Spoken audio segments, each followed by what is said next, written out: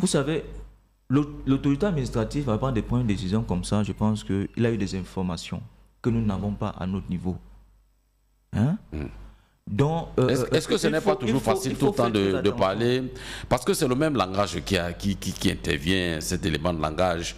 Le sous-préfet a ses informations, le sous-préfet, mais s'il a les informations, les commissariats sociaux sont là pour accompagner et aller même dans ces milieux pour s'infiltrer. Il faut noter même que il y a même parmi même les participants ceux qui informent même les autorités administratives. Parce que comment est-ce qu'ils ont fait pour avoir l'information qu'ils devaient avoir de ces réunions? Parce que c'était pas caché. Puisqu'elle n'avait pas été rendue publique. Ça veut dire qu'elle n'avait pas été déclarée. C'était pas caché non plus. Non, elle n'avait pas été déclarée. C'est ce que l'autorité administrative dénonce. Elle n'avait pas été déclarée dans ses services.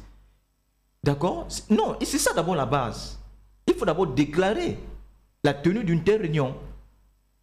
Maintenant, la loi dit que l'autorité administrative, dans l'alinéa 1, doit immédiatement délivrer une autorisation. Et dans l'alinéa 2, l'autorité administrative, la loi prévoit que l'autorité administrative peut délocaliser, soit interdire complètement la tenue d'une telle réunion. Non, moi je voudrais que... Maintenant, non, je vais y revenir. Non, avant que vous ne continuiez, je voudrais que les termes soient bien appropriés ici. On parle d'une activité de formation et non d'une réunion politique. Ça, vraiment, il faut que... C'est une activité de formation, certes. Oui, qui est loin d'être une réunion. Le but, c'est quoi? C'est de former les gens. Sur la communication politique. Il faut bien le préciser. D'accord? Et nous savons que la communication politique, tout ce qui tourne est dangereuse. Autour de l'activité politique, doit être régi par des lois.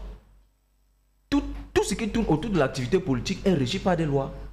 C'est-à-dire, ça veut dire qu'il y a des lieux appropriés pour tenir une réunion politique. Et il y a des mécanismes qu'on doit déjà au préalable adopter pour tenir une activité politique. D'accord? C'est de ça qu'il est question. Maintenant, moi ce que je voudrais dire, on se serait attendu, les Camerounais se seront attendus lors des élections municipales et législatives de 2020, qu'une coalition comme ça se mette en place. Enfin, n'est-ce pas, de susciter les Camerounais à voter pour l'un ou l'autre candidat de ces partis politiques, mais on n'en a pas vu. Pourquoi est-ce que on n'en a pas vu. Bon, maintenant, pourquoi est-ce que... Quelle est l'opportunité? Quelle est l'opportunité d'une telle réunion? Quelle est l'opportunité à quoi est-ce que ça profite aux Camerounais? À quoi est-ce que c'est bénéfique aux Camerounais? Basile. Ce n'est pas bénéfique aux Camerounais. Les Camerounais les attendent d'ailleurs. Basile. Il y a l'un de ces partis politiques qui a décidé de ne pas se présenter aux élections. Ils auraient pu, n'est-ce pas, demander à leurs électeurs d'accompagner le SDF. Mais ils ne l'ont pas fait. Ils ne l'ont pas fait. Maintenant, il faut se questionner sur l'opportunité. Qu'est-ce que ça apporte aux Camerounais? Puisqu'on les attendait ailleurs. Ils auraient pu, n'est-ce pas, en se présentant aux élections, être un contrepoids au gouvernement actuel. En quoi, si cela n'apporte rien au Cameroun, en quoi cela est-il dangereux pour le sous-préfet? C'est dangereux parce que ça a violé les dispositions de la loi, à savoir l'article 8 de la loi 90. Ça a violé les dispositions de la loi. Le sous-préfet se serait attendu qu'on vienne déclarer. Parce que c'est manquer de respect à l'autorité administrative. Lorsque vous faites une réunion sans qu'il ne soit au courant, c'est lui manquer de respect. Vous devez quand même, vous êtes quand même dans sa localité, vous devez quand même lui donner le respect parce que c'est lui qui accueille les étrangers qui viennent. Il doit connaître qui est dans sa localité et qui en sort.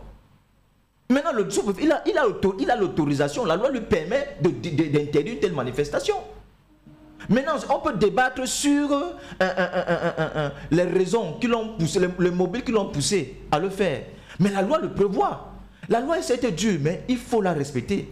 Maintenant, c'est à nous, acteurs politiques, d'aller au niveau de l'Assemblée nationale pour changer ces dispositions de la loi. Mais aussi longtemps que ces partis politiques ne violent, ne participent pas aux élections, comment vous voulez que de telles dispositions puissent être changées? Puisque c'est le législateur lui-même qui vote ces lois. Ok. Cette loi a été votée en 90, hein. Ce n'est pas une loi actuelle. Revenons dans le débat. 673 81 82 10, 658 31 14 55. Vous pouvez participer vous aussi au débat. Mais il faut préciser que nous ayons les éléments de langage qui vont être bien